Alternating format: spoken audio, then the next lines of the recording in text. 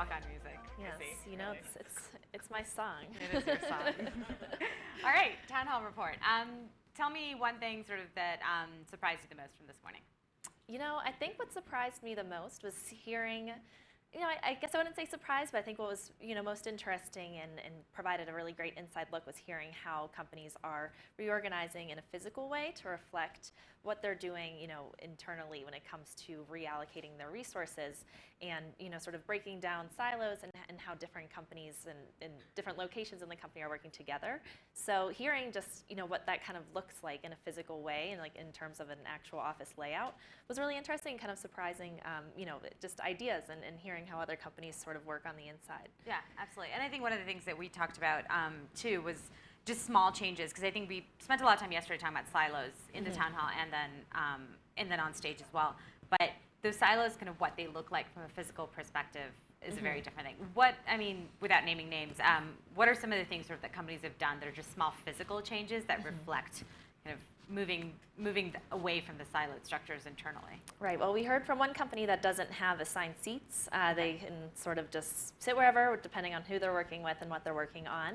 Another company sort of reorganized like the path that weaves through the desks to make sthat people are sort of coming into contact with one another a little bit more. If you're going to the bathroom, you have to see every single person. It probably takes a little bit longer to get from point A to point B, but that was, you know, that was interesting.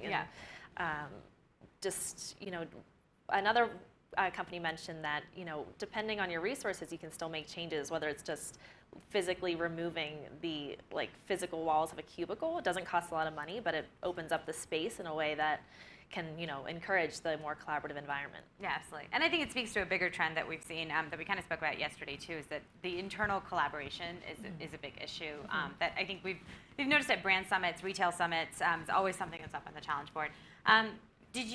What about kind of the cultural aspect of the internal reorganization? How did that play into not just physical, but also from a cultural perspective? Right. Well, it definitely sounds like your entire company, your management team, it has to be behind this idea that collaborative environment is the way to go.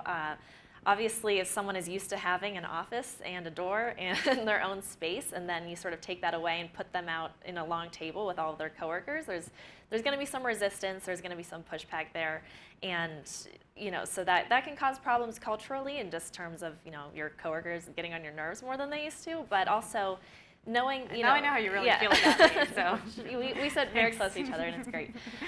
But, you know, and also in terms of checking off a box rather than having the mentality sort of worked into the company seemed like something that, you know, you don't want to do. You don't want to have it be, we hear that a lot of companies are doing this, why don't we do it too? And, you know, now you all have to sit in a row. And, you know, if there's not that, you know, fostered environment that really encourages this, you know, it's not just about where you're sitting, basically. It's about the entire company sort of coming together and working towards this, like, lack of this, you know, breakdown of silos. And so if the workers feel like the managers are just checking off a box, it's going to cause some, you know, resistance. Absolutely. How many people here work in an open plan office?